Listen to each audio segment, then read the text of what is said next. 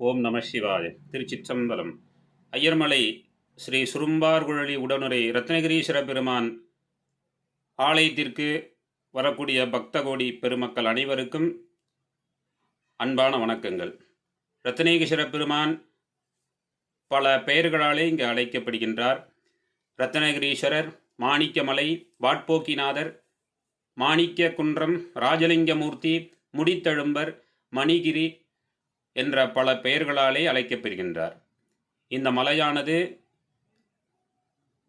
மலை ரூபமே சிவலிங்க ரூபமாக இங்கே இருக்கின்றது.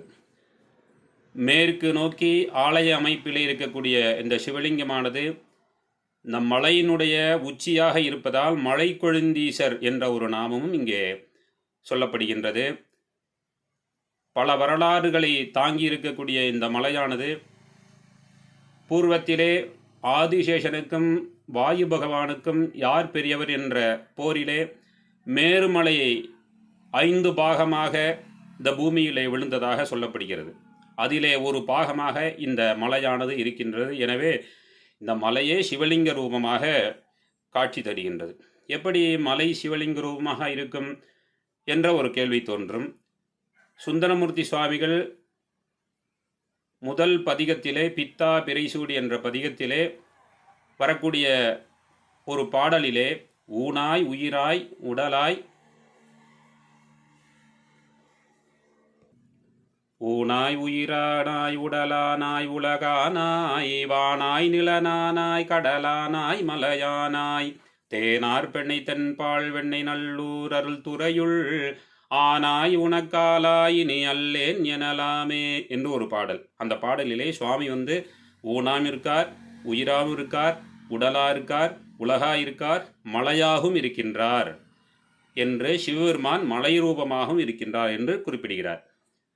திருத்தாண்டகத்திலே நாவுக்கரசர் விண்ணாகி மண்ணாகி மலையுமாகி வைரமுமாய் மாணிக்கம் தானே ஆகி என்ற ஒரு பாடலின் மூலமாக மலை ரூபமாகவும் சிவபெருமான் இருக்கின்றார் என்ற கருத்தை இங்கே பதிவு செய்கின்றார்.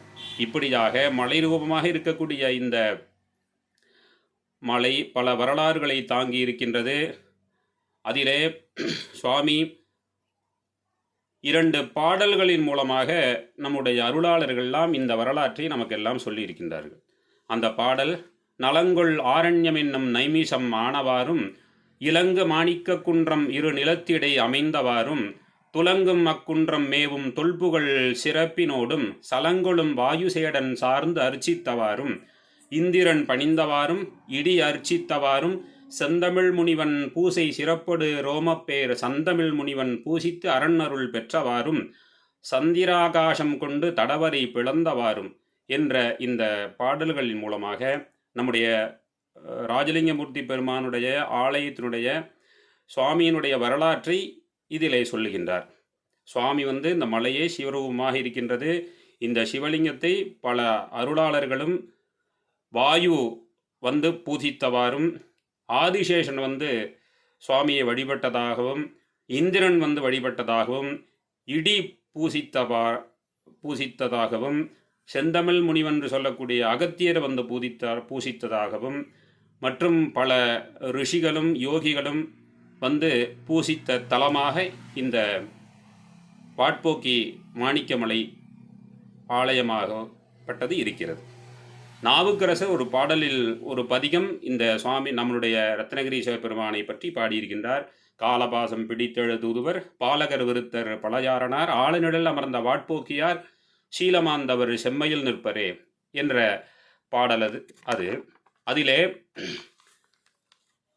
சுவாமியின் வாட்போக்கிநாதரை எவ்வாறெல்லாம் அவர் சொல்கிறார் என்பதை பார்ப்போம்.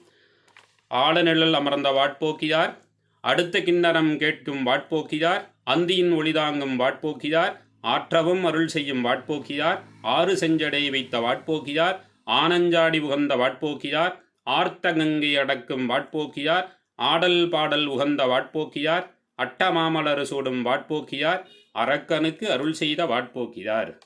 இப்படியாக வாட்போக்கி பெருமானை நாவுக்கரசர் ஒரு பதிகத்திலே சிறப்பு செய்கின்றார். அரக்கனுக்கே அருள் செய்த இந்த வாட்போ